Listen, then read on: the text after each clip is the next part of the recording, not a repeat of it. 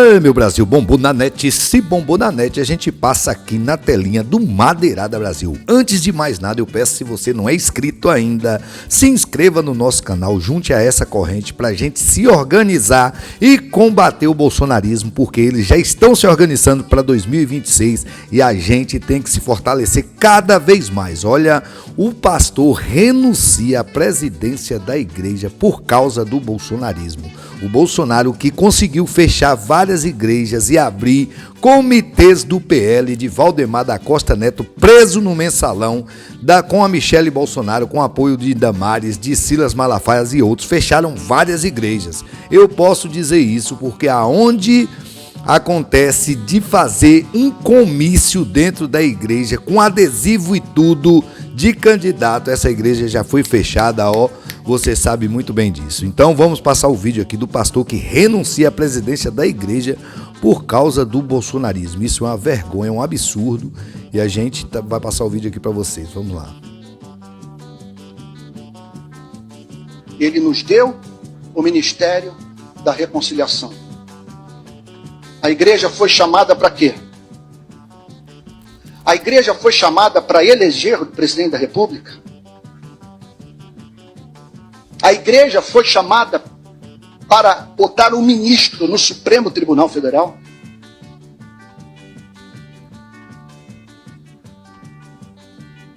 Não. O chamado para a igreja é para mudar a orientação sexual das pessoas. Pois é. O que o texto nos ensina é que a igreja foi levantada por Deus para reconciliar a criatura com o Criador. Sim. Que fique o registro na minha última mensagem na Igreja Presbiteriana da Barra com pastor titular. O que houve em 2018 nesse país foi um crime praticado contra o Evangelho de Jesus Cristo. E os que se calaram terão que um dia prestar contas diante de Deus. A aliança que os evangélicos fizeram com Bolsonaro representou o maior golpe desferido contra a credibilidade da igreja em toda a história do protestantismo brasileiro. A igreja presbiteriana acabou ficando muito identificada com o bolsonarismo em razão da presença desses dois pastores presbiterianos em dois importantes ministérios do governo Bolsonaro.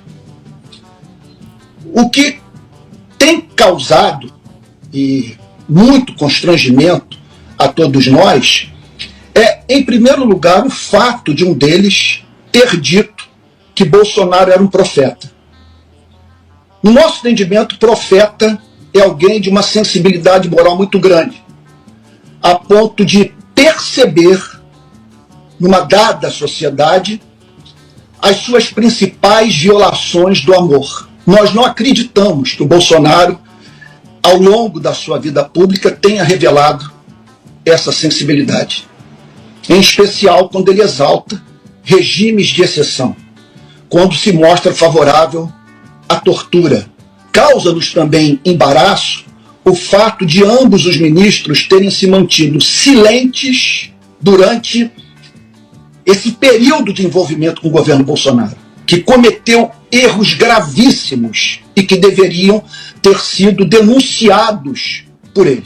Principal motivo deve ser o fato que eu cheguei à conclusão que não dá para ser militante e pastor titular de uma igreja, porque nem todos estão de acordo com as denúncias que eu faço. Quai, seu app de vídeos curtos. É isso aí, olha o mequetrefe, ele nos capiroto Bolsonaro causou toda essa desordem, essa bagunça na igreja. Isso é um absurdo, né? A gente sabe que... Calma aí.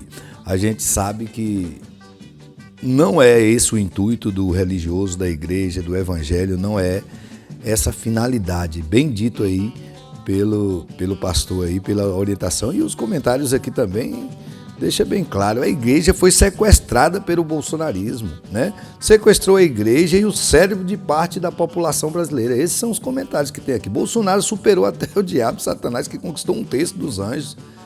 e viam na face de Deus, Bolsonaro arrebatou quase 90% dos evangélicos. Sim, muito bom ouvir isso mesmo. Finalmente um pastor lúcido, a grande maioria capitulou ao bolsonarismo. Muito bem, esse pastor realmente é um pastor. E eu fico aqui muito feliz porque chega alguém lúcido e conta uma história dessa. Outro também, eu achei muito interessante esse vídeo, colocou aqui o Mequetrefe Capiroto, né? Acabe Jezebel, a 8ª praga do Egito. E é isso mesmo, viu? Vamos lá. Irmãos, pastor Sérgio Emílio da Igreja Batista, passando aqui para deixar esta breve reflexão da parte de Deus ao seu coração. No livro de Provérbios, Antigo Testamento, capítulo de número 16, versículo 28, assim diz a palavra de Deus. O homem perverso vive provocando contendas, assim como o difamador, que consegue separar os maiores amigos. Temos observado a Polícia Federal se aproximando e levantando todos os detalhes e todas as pistas das falcatruas provocadas e praticadas por este casal de larápios durante os últimos 4 anos no Brasil. Estes mesmos que conseguiram colocar pai contra filhos, filhos contra pais, membros de igreja contra pastores e pastores contra membros de igreja, dividindo famílias, igrejas, ministérios, dividindo o Brasil, a nação. E esta divisão ainda perdura e nós observamos muitas pessoas carregando os sintomas do bolsonarismo. Lideranças religiosas, lideranças católicas, pessoas envolvidas em grupos de estudo espírita e muitas pessoas pelo Brasil afora.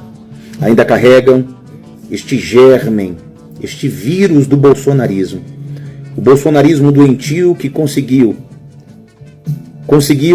falsificar a ideia de Deus, pátria e família, quando na verdade o que estava acontecendo era a destruição de milhões de vidas, de milhões de postos de trabalho, de grandes empresas, destruindo a educação, a saúde, destruindo a Amazônia, o bioma da Amazônia, destruindo a floresta amazônica com extração ilegal de madeira, com garimpo ilegal, destruindo povos indígenas e destruindo, como o cupim faz com a madeira, destruindo a nossa democracia, as nossas instituições democráticas.